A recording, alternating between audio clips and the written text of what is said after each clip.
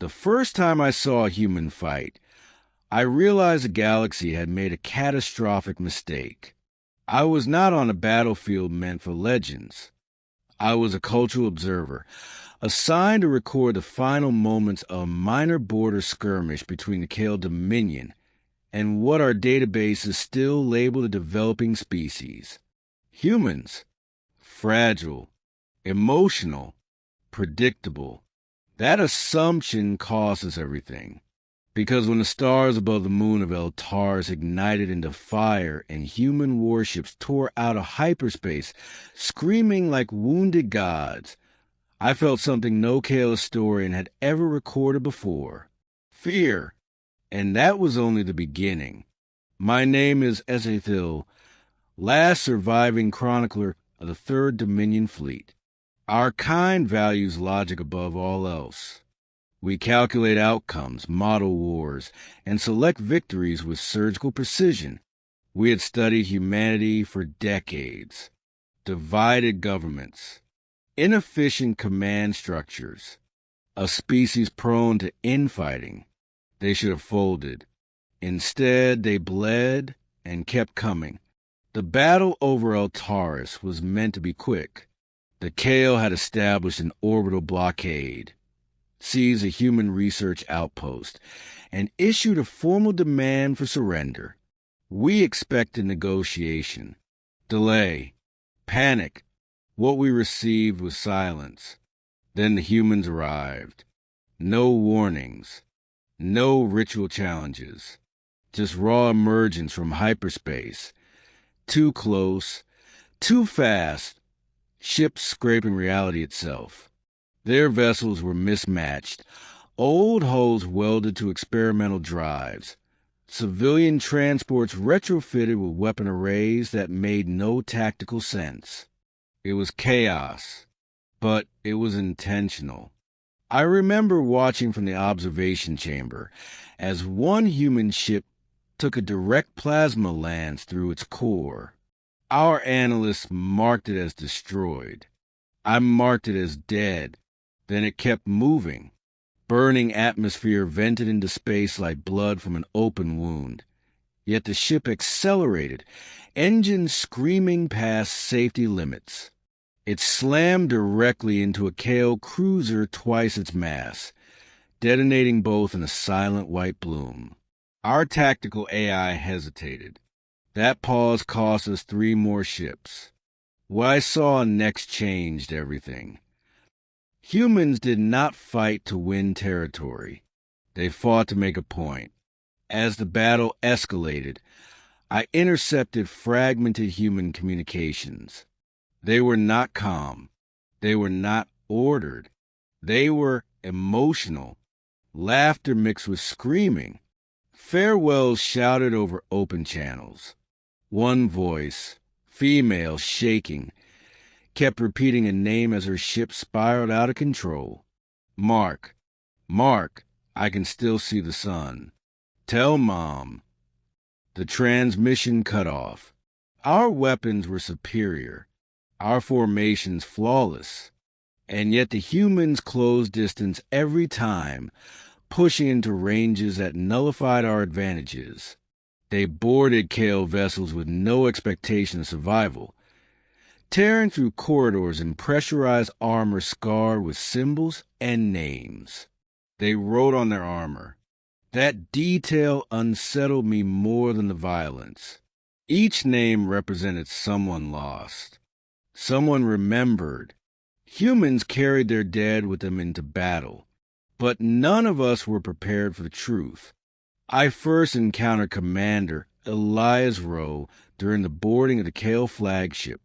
He was injured when our forces found him, one arm useless, helmet cracked, blood freezing in crystalline sheets along his suit.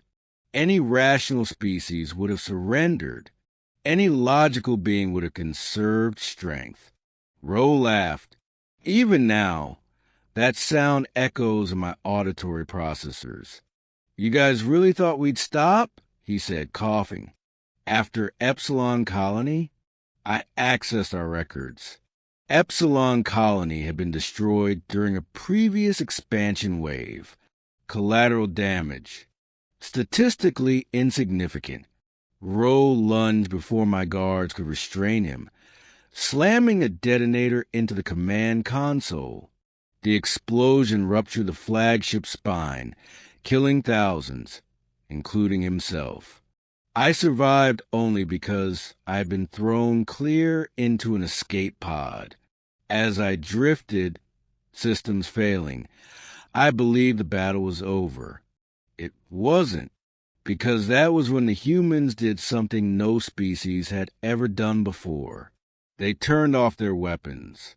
Midway through the engagement, human ships ceased fire simultaneously. Our remaining fleet regrouped, confused. Analysts predicted retreat or surrender. Instead, a single human transmission was broadcast across all frequencies. "This is Commander Reyes of the United Earth Defense Fleet." The voice said, calm and exhausted. "We're not here to conquer you." A pause.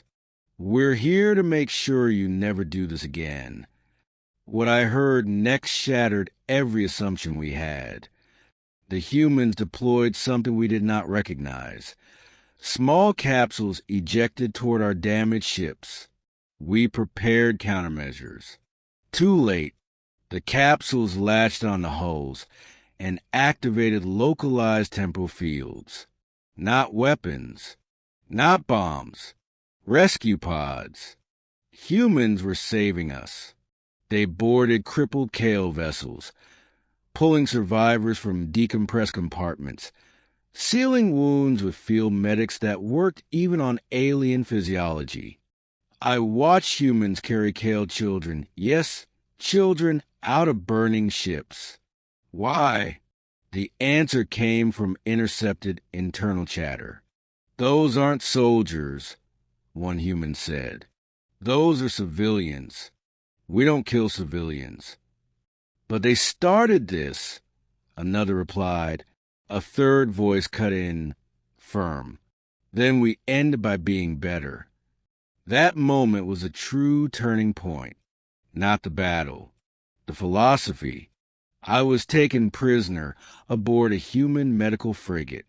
They treated my injuries without restraint or interrogation. Commander Reyes visited me personally. "You're recording this, aren't you?" she asked, nodding to my cranial implant. "Yes," I admitted. "Good," she said. "Then record this too." She showed me images of human colonies destroyed by Kale expansion fleets. Schools reduced to glass. Hospitals orbitally sterilized. Millions dead. "We asked you to stop," she said quietly. "You didn't listen." Her eyes hardened. "So now you're listening." But even then, I did not understand the full horror. That came later. Weeks after the battle, I was allowed access to restricted human archives. What I found there chilled me beyond fear. Humans had lost this war before it began. They were outnumbered, outgunned, outmatched, so they changed the rules. Their technology wasn't superior, it was reckless. Experimental drives that tore crews apart, weapons that destabilized space-time, soldiers enhanced with neural implants that burned out after a single campaign. Humans burned their own futures to win their present. No Kale strategist had ever considered that possibility. Victory is survival, our doctrine taught. Human doctrine was different. Victory is memory. They fought so their dead would matter. They fought so their children wouldn't have to. And they fought knowing they might not live to see the end. None of us were prepared for a species that treated extinction as an acceptable cause for defiance. The final confrontation came not with a weapon, but with a choice. The United Earth Council transmitted a galaxy-wide message, including footage of Eltaris, testimony from survivors, myself included, and a single declaration. We do not seek revenge, the message said. We seek boundaries. Then they offered peace, not because they were weak, but because they had proven what they were capable of when pushed. The Kale Dominion signed the armistice within hours. Our expansion fleets withdrew. Our borders shrank. Our doctrines were rewritten. And I was released. Now, I speak to you from the Galactic Assembly Hall. My recording broadcasts to 1,000 species who still debate whether humanity is a threat. I tell them the truth. Humans are not the strongest. They are not the smartest. They are not the most advanced. They are something far more dangerous. They remember. They mourn. They love with a ferocity that turns loss into fuel and grief into resolve. And if you ever force them to choose between survival and meaning, they will choose meaning. Every time. Because the most terrifying thing about humans in battle is not how they fight. It's why. And the galaxy will never forget the day it learned that lesson.